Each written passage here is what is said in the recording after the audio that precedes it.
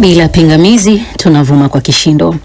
Bara la Afrika limetakiwa kutathmini mitaala ya sasa ya elimu ikiwa bado inakidhi mahitaji ya Waafrika katika kwenda na wakati. Hili limetangazwa mjini Kigali hii leo katika kilele cha mkutano wa siku mbili, huku matumizi ya teknolojia ya akili mnemba. Vijana wa Kiafrika ambao sasa wanaiona teknolojia hiyo kama mkombozi, wanasema serikali zikitoa kipaumbele katika matumizi yake inaweza kuleta maendeleo zaidi ya bara hilo. Kutoka Kigali, mwandishi wetu Silvanus Karemera anaripoti zaidi.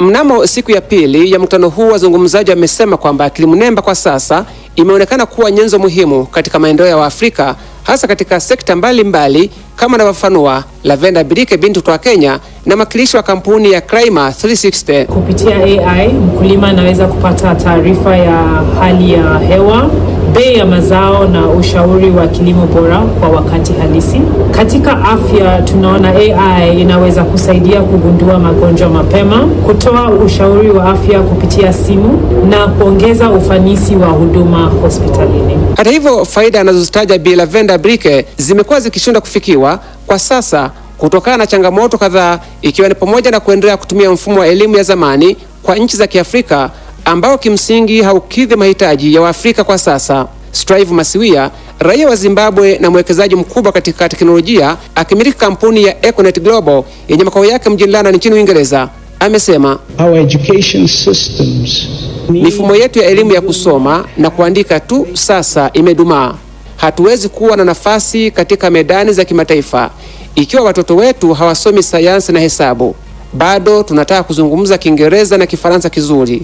Hapana, hii haisaidii tena. Watoto wetu wanahitaji ujuzi wa sayansi na teknolojia ya sasa. Ndiyo, sisi ni wapambanaji. Afrika ni bara la wapambanaji. Lakini wapambanaji wasio na ujuzi katika enzi hii ya matumizi ya akili mnemba hawatafanikiwa. Tunatakiwa kuwapa ujuzi. It's not tomorrow. Kama hilo halitoshi, hata hivyo, zipo changamoto lukuki ambazo zinaikabili sekta hii, kama anavyoenda kufanua Bi Lavenda Birike kutoka Kenya. Kuna ukosefu wa miundombinu ya kidijitali, hasa maeneo ya vijijini ambapo mtandao na vifaa vya kisasa havifiki kirahisi. Tunaona pia hofu kuhusu ajira. Watu wanaweza kuhisi ni kama AI itachukua nafasi zao. Mkutano huu umemalizika bila kuweka maazimio yaliyoandikwa. Wataalamu hawa wamezitaka serikali za Kiafrika kuhakikisha changamoto zilizotajwa zinatafutiwa ufumbuzi. Hata hivyo, imetangazwa kwamba mazungumzo kuhusu kuanzisha mfuko maalum wa kusaidia maendeleo ya matumizi ya akili mnemba kutoka barani Afrika yenyewe yataendelea. Silvanus Karemera, DW, Kigali. Asante sana Karemera kwa ripoti hiyo. Siku moja baada ya chama kikuu cha upinzani nchini Tanzania Chadema kufanya mkutano mkuu wa viongozi wa chama na watiania wa nafasi za ubunge kuelekea uchaguzi mkuu wa Oktoba au mwaka huu 2025, kikundi cha wagombea na watiania wa ubunge 55 kilichojiita G55 kimewasilisha waraka maalum kwa katibu mkuu wa chama cha Chadema kikiutaka uongozi wa chama hicho kushiriki uchaguzi mkuu ujao, huku kiendelea na msimamo wake wa kudai mabadiliko. Florence Majani ametuandalia taarifa zaidi. G55 ndivyo wanavyojiita, na hao si wengine bali ni watiania wa nafasi za ubunge ndani ya Chadema. Wameandika waraka maalum kwa chama chao wakishauri kuhusu ajenda ya bila mabadiliko hakuna uchaguzi, wakisisitiza kuwa chama kishiriki uchaguzi mkuu ujao. Waraka huo maalum wa G55 umeandikwa na watiania 55 wa Chadema wanaowakilisha watiania zaidi ya 200 wakiwamo viongozi wa juu wa chama hicho. Jana Aprili 3, G55 imewasilisha waraka huo kwa katibu mkuu wa Chadema John Mnyika, ukiwa na sahihi za watiania hao 55 wakisisitiza kile wanachokiita ushauri kwa chama.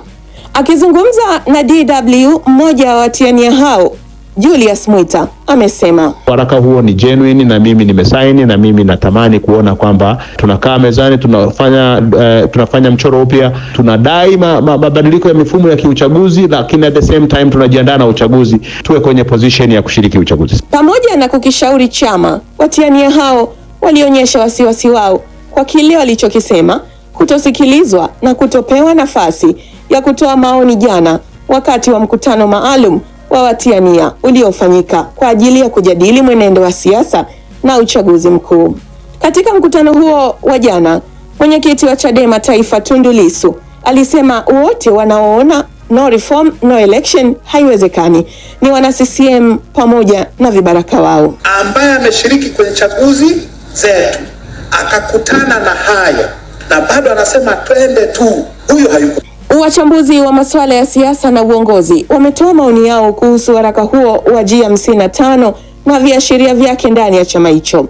Dr. Ikande Kwayu ambaye ni daktari wa falsafa katika sayansi ya siasa na mahusiano ya kimataifa ametoa maoni yake kuhusu waraka wa G55. Hivyo mimi nafikiri tu kuwa ni kama chama kinatakiwa kikae pamoja na wanachama wafanye mawasiliano na wanachama wao kuhusiana na kitu gani wanamaanisha, ni mkakati gani upo na ni kitu gani kinafanyika, ili wanachama waweze kuwa clear na iko kitu. Lakini kwa sasa hivi nafikiri Chadema hakijafanya hiyo kazi vizuri.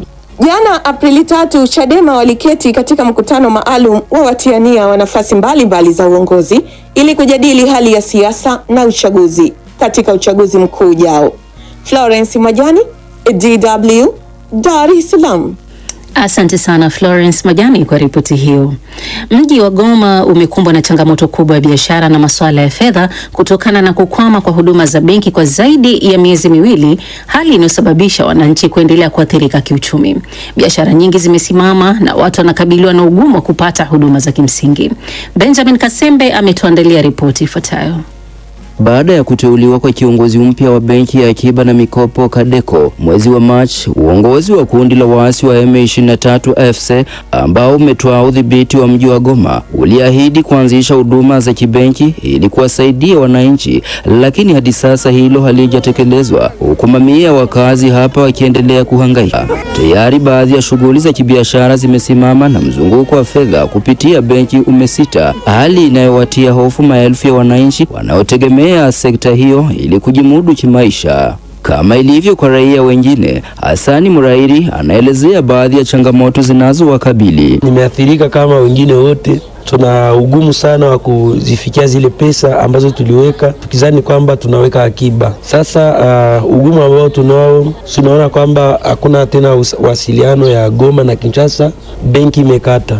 Namna gani utatuma pesa? Kiuchumi mfamilia, unaona kwamba mambo yanaendelea kuzorota, yanashuka siku kabla ya siku. Uhaba wa dola za Marekani umechangia pia pakubwa kupanda kwa bei ya bidhaa mbalimbali katika mji huu wa Goma uliochukuliwa na M23 AFC mapema mwanzoni mwa mwezi wa Januari. Asubuhi kama vile mchana, mamia wananchi huvuka mpaka kuelekea katika mji jirani wa Rubavu nchini Rwanda kutafuta hela kwenye benki, hali ambayo imekuwa ni tofauti na kama ilivyokuwa kawaida. Kanyere Zubeda hana tena uwezo wa kufanya shughuli zake za kibiashara. Tunaomba watusikilie huruma, watusaidie tu. Wone gisi watafungula tena mabenki, watoto wetu wapate amani, na sisi tupate gisi ya kwenda kukopesha tena franga kidogo ku benki, watoto wetu waishi na wapate amani. Pamoja na kuendelea kushuhudiwa kwa machafuko katika baadhi ya maeneo mkoani Kivu Kaskazini na Kusini, dola moja ya Marekani inabadilishwa sasa kwa faranga za Kongo 3200 badala ya 2500 kama ilivyokuwa wiki mbili zilizopita. Akizungumza na DW, Dadi Sale, mchambuzi wa masuala za kiuchumi mashariki mwa Jamhuri ya Kidemokrasia ya Kongo, aeleza hisia zake. Hiyo shida tunaielewa, kwani benki inatumika na Bank Central hiyo ya Kongo. Benki inakuwa inaonesha kabisa hiyo nguvu ya nchi. Kwa hiyo wakati inaonekana kama wa M23 wenye wiko na Rwanda ndio wenye wiko na Goma, kwa hiyo wakati abana kabisa hiyo nguvu ya kusema wanafungula mabenki. Kuendelea kufungwa huko kwa milango ya benki katika majimbo ya Kivu Kaskazini na Kusini kumeatumbukizia majimbo hayo mawili katika hali mbaya ya kiuchumi. Benjamin Kasembe, DW.